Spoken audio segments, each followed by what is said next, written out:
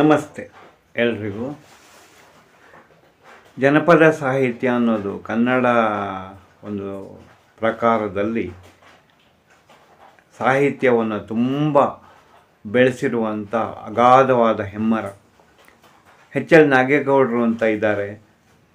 ಅವರು ಇವತ್ತಿಗೂ ಪ್ರಾತಸ್ಮರಣೀಯರಾಗಿದ್ದಾರೆ ಕನ್ನಡ ಸಾಹಿತ್ಯದ ಪುಟದಲ್ಲಿ. ಅವರು ಜನವಾಣಿಯ ಬೇರು, ಕವಿವಾಣಿಯ ಹೂವು ಜನಪದ ಅಂತ ಹೇಳಿದರು. ನಮ್ಮ ಗುರುಗಳು ಜನಪದ ಸಾಹಿತ್ಯ ಪಾಠ ಮಾಡುವಾಗ ಹೇಳ್ತಿದ್ರು, ಅದು ಜನಪದ ಅಲ್ಲ ಕಣ್ರು, ಅದು ಜ್ಞಾನಪದ ಅಂತ. ಗ್ರಾಮ್ಯ ಪರಿಸರದಲ್ಲಿ ಸಹೃದಯ ಏನು ಕೃಷಿಕ ಸಮುದಾಯದ ಜನ ತಮ್ಮ ಸಂಪ್ರದಾಯ, ಆಮೇಲೆ ಹಬ್ಬ ಹರಿದಿನಗಳು, ಜೀವನ ವಿಧಾನ ಇದನ್ನೆಲ್ಲ ದಾಖಲಿಸಿದ ರೀತಿ ಇದೆ ನೋಡಿ, ಅದು ಜನಪದ. ಅದು ಬಾಯಿಂದ ಬಾಯಿಗೆ ಹರಿದು ಬಂದಿದೆ.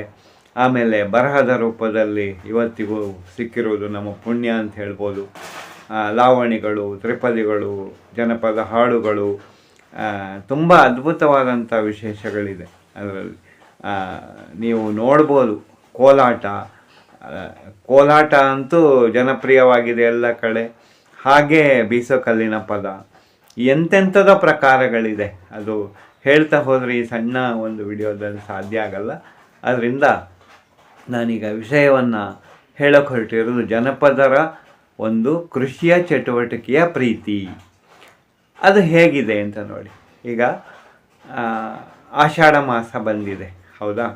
ಹೊರಗಡೆ ಬಿಟ್ಟು ಬೀಳದೆ ಬೀಸುವ ಗಾಳಿ, ಚಳಿ, ಸೋನೆ ಮಳೆ ಸದಾ ಕಿಟಿಕಿಟಿ. ಆಗ ಈ ರೈತ ಇದ್ದವನು ಏನು ಮಾಡ್ತಾನೆ ಅಂದರೆ, ಅವನು ತುಂಬ ಎತ್ತುಗಳ ಹಿಂದೆ ಓಡಾಡಿ ಸುಸ್ತಾಗಿ ಮನಸ್ಸಲ್ಲಿ ಹೇಳ್ಕೊಳ್ತಾನಂತೆ, ಮನೆ ಒಳಗೆ ಹೆಂಡತಿ ಬೆಚ್ಚಿಗೆ ಒಲೆ ಮುಂದೆ ಕೂತಿರ್ತಾಳಲ್ಲ, ಕಾಫಿ ಕುಡಿತಿರ್ತಾರೆ, ಟೀ ಕುಡಿತಿರ್ತಾರೆ, ಕಷಾಯ ಕುಡಿತಿರ್ತಾರೆ, ಅಜ್ಜಿ ಅಮ್ಮ ಮಕ್ಕಳು ಎಲ್ಲ ಬೆಚ್ಚಗೆ ಕೂತ್ಕೊಂಡು ಅವನು ಹೇಳ್ತಾನಂತೆ, ತನ್ನ ಜನ್ಮವನ್ನು ಹೀಗಳ್ಕೊಂತ ಹೇಳ್ತಾನಂತೆ, ಆಷಾಢದ ಗಾಳಿ ಬೀಸಿ ಬೀಸಿ ಹೊಡಿತೈತಾ, ಹೇಸಿ ನನ್ನ ಜನ್ಮ ಹೆಣ್ಣಾಗಿ ಹುಟ್ಟಬಾರ್ದ ಅಂತ. ಅಂದರೆ ಅವನು ಕೃಷಿ ಚಟುವಟಿಕೆಯನ್ನು ಬೇಜಾರು ಮಾಡ್ಕೊಂಡು ಹೇಳೋದಂಥದ್ದಲ್ಲ, ಒಂದು ಸಣ್ಣ ಪ್ರೀತಿಪೂರ್ವಕ ಅಸೂಯೆ ಅದರಲ್ಲಿ ಕಂಡುಬರುತ್ತೆ ಅಂತ ನಮ್ಮ ಗುರುಗಳು ಹೇಳ್ತಿದ್ರು. ಪೂಜ್ಯ ಗುರು ನಾಗೇಂದ್ರಪ್ಪ ಈ ಮಾತನ್ನು ಯಾವಾಗಲೂ ಉಲ್ಲೇಖಿಸ್ತಿದ್ರು. ಆಷಾಢದ ಬಿರುಮಳೆಯಲ್ಲೂ ನಾವು ಹೋಗಬೇಕಾಗಿತ್ತು ಶಾಲೆಯಲ್ಲಿ. ಅದು ಅಂತ ಒಂದು ಬಿರುಮಳೆ ನೋಡ್ಕೊಂತ ಅವರು ಹೇಳ್ತಿದ್ರು ಈ ಮಾತನ್ನು. ಅದು ಈಗ ನೆನಪಿಗೆ ಬಂತು, ಹೇಳಿದೆ. ಈ ನಮ್ಮ ಜನಪದರ ಒಂದು ಕೃಷಿ ಬದುಕಿನ ಪ್ರೀತಿ ನೋಡಿ ಹೇಗಿದೆ ಅಂತ. ಇವತ್ತಿನ ಕಾಲದಲ್ಲಿ ಎಲ್ಲರೂ ಹೇಳ್ತಾರೆ, ಅಯ್ಯೋ ಆಳು ಸಿಗಲ್ಲ ಸರ್ ಕೆಲಸ ಮಾಡೋಕ್ಕೆ, ಆಳಿಂದೆ ಒಂದು ಕೊರತೆ, ಜಮೀನು ಮಾಡಿಸೋದು ಬೇಡ ಅಂತ ಎಲ್ಲ ಕೃಷಿಕರು ಇವಾಗ ಹೇಳ್ತಾರೆ. ಆದರೆ ಆಷಾಢ ಮಾಸದಲ್ಲಿ ಒಂದು ಪದ್ಧತಿಯನ್ನು ನಮ್ಮ ಕೃಷಿಕರು ಇಟ್ಟಿದ್ರು.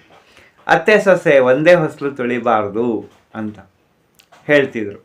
ಆಮೇಲೆ ಆಷಾಢ ಮಾಸದಲ್ಲಿ ಒಂದು ತಿಂಗಳು ಏನಿದೆ ಆಗ ಹೆಣ್ಣುಮಕ್ಕಳು ಮನೆಗೆ ಬರಬೇಕು ಅಂತ ಹೇಳ್ತಿದ್ರು.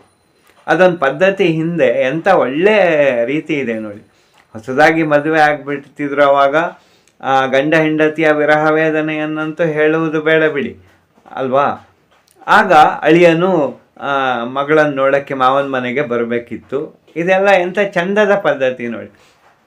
ಯಾರೇ ತವ್ರ ಮನೆಯಿಂದ ಬಂದರೂ ಮಾವನ ಮನೆಗೆ ಬರಬೇಕಾಗಿತ್ತು.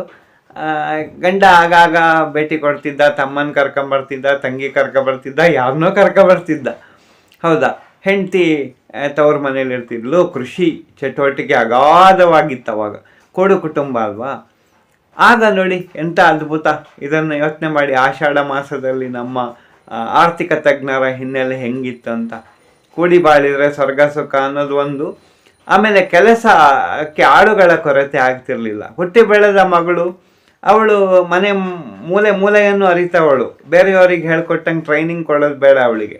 ಕೆಲಸ ಕಾರ್ಯಗಳು ಸುಲಲಿತವಾಗ್ತಿತ್ತು, ಹೌದಾ. ಆಗ ಕೃಷಿ ಭಾರ ಕಡಿಮೆ ಆಗ್ತಿತ್ತು ಅಂತ ಇದರ ಹಿಂದಿನ ಸಹಜತೆ. ಆಮೇಲೆ ಅಳಿಯ ಬರ್ತಿದ್ನಲ್ಲ, ಅಳಿಯನು ಕೈ ಜೋಡಿಸ್ತಿದ್ದ ಅಲ್ವಾ. ಅಳಿಯನ ಜೊತೆ ಬಂದ ಯಾರೇ ಆದರೂ ಕೈ ಜೋಡಿಸ್ತಿದ್ರು, ಕೆಲಸ ಬೇಗ ಮುಗೀತಿತ್ತು. ಇದು ಆಷಾಢ ಮಾಸದಲ್ಲಿ ಅತ್ತೆ ಸೊಸೆ ಒಂದೇ ಹೊಸಲು ತುಳಿಬಾರ್ದು ಅಂತ ಹೇಳುವಂಥ ಮಾತಿನ ಹಿನ್ನೆಲೆಯ ಕೃಷಿ ಚಟುವಟಿಕೆಗೆ ಬಲ ಕೊಡುವ, ಹೊಂದಿಕೊಂಡು ಬಾಳುವ ಒಂದು ಅರ್ಥ ಆಗಿತ್ತು ಅನ್ನೋದು ಈ ಶ್ರಾವಣ ಮಾಸದಲ್ಲಿ ನಮಗೆ ಬರೋಕ್ಕಿಂತ ಮುಂಚೆ ಆಷಾಢ ಬರುತ್ತಲ್ಲ, ಆಗ ಆಷಾಢದ ಮಹಿಮೆ ಇದು ಅಂತ ಗೊತ್ತಾಗುತ್ತೆ. ಇದೆಲ್ಲ ನಮ್ಮ ಹಿರಿಯರಿಂದ ನಾವು ನೋಡಿ ಕಲ್ತಿದ್ದು, ಈಗಿನ ಮಕ್ಕಳಿಗೆ ಗೊತ್ತಾಗಲಿ ಅಂತ ಹೇಳಿದೆ. ಅದರಿಂದ ಆಷಾಢದ ಚಳಿಯಲ್ಲಿ ಈ ಥರ ಬೆಚ್ಚಗಿನ ವಿಷಯಗಳನ್ನು ನೆನಪು ಮಾಡಿಕೊಂಡು ನೀವು ಕಲ್ತ್ಕೊಳ್ಳಿ, ನಿಮ್ಮ ನೆರೆಕೆರೆಯವರಿಗೂ ಹೇಳಿ. ಹೀಗೆ ಕನ್ನಡ ಸಾಹಿತ್ಯ ಬೆಳೆಯಲಿ, ಜನಪದ ಉಳಿಯಲಿ. ನಮಸ್ತೆ. ಬಾಕಿ ವಿಷಯ ನಾಳೆ ಮಾತಾಡೋಣ.